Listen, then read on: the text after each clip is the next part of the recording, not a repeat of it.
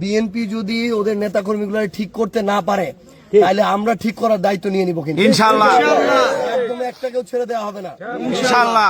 1,76,000 vote BNP পাইছে, এই জোটও 1,68,000 vote পাইছে। 1,68,000 মানুষকে প্রতিপক্ষ বানায় কেউ যদি রাজনীতি করতে চায় রাজনীতি করতে দেওয়া হবে না। বালাপাড়া এটা কি আমাদের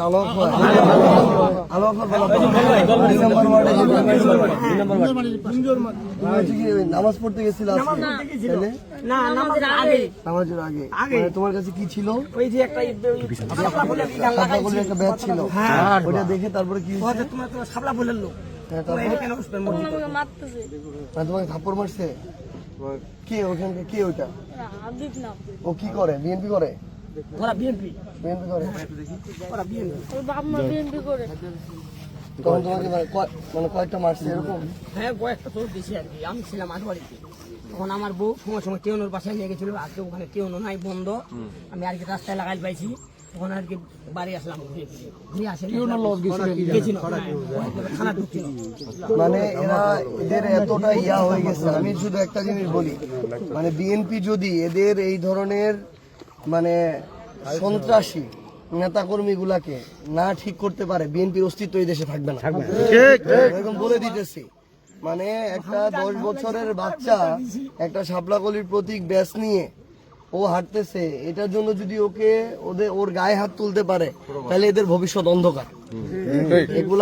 এগুলা ধীরে ধীরে এদের অবস্থা নাই হয়ে যাবে এরা যদি এই শিক্ষাগুলো না নেয়। আমি শুধুমাত্র মানে তারেক রহমান না বা এই আসনে ব্যারিস্টার নওশাদ জমির না, আমি সবাইকে এই জিনিসটা একদম স্পষ্ট করে বলতেছি, বিএনপি যদি ওদের নেতাকর্মীগুলো ঠিক করতে না পারে তাহলে আমরা ঠিক করার দায়িত্ব নিয়ে নিব কিন্তু ইনশাআল্লাহ। একদম একটাকেও ছেড়ে দেওয়া হবে না ইনশাআল্লাহ। 1,76,000 ভোট বিএনপি পাইছে, এই জোটও 1,68,000 ভোট পাইছে। 1,68,000 মানুষকে প্রতিপক্ষ বানায় কেউ যদি রাজনীতি করতে চায় রাজনীতি করতে দেওয়া হবে না ইনশাআল্লাহ। একদম রাজনীতি ছুটা দেওয়া হবে বলে দিয়েছে। এবং এটাও স্পষ্ট করে বলে এই যে 8,000 ভোটের পার্থক্য, এরকম হাজারটা প্রমাণ আছে, এখানে মেকানিজম করা হয়েছে। আমাদেরকে ভোটে হারাইতে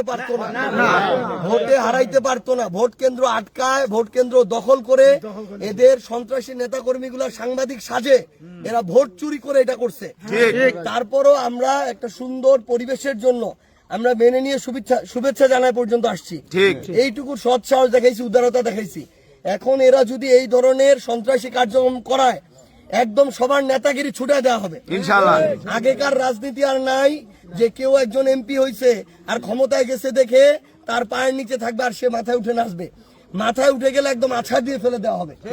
একদম সবাই আপনারা আপনাদের জায়গা থেকে পায়ে পাড়া দিয়ে আমরা কারোর সাথে লাগতে যাবো না। কিন্তু এইরকম কার্যক্রম যদি করে, একটা 7-8-10 বছরের ছেলে একটা শাপলাকলির ইয়া নিয়ে ঘুরতেছে, ওকে ওরা পিটাইতে দ্বিধা করে না, ওকে ওরা থাপড়াইতেছে। মানে কত বড় নিকৃষ্ট হয়ে গেছে এরা। এবং আজকে পঞ্চগড়ে এক আসলে এরকম 25-30টা জায়গায় এই ধরনের ঘটনা ঘটছে।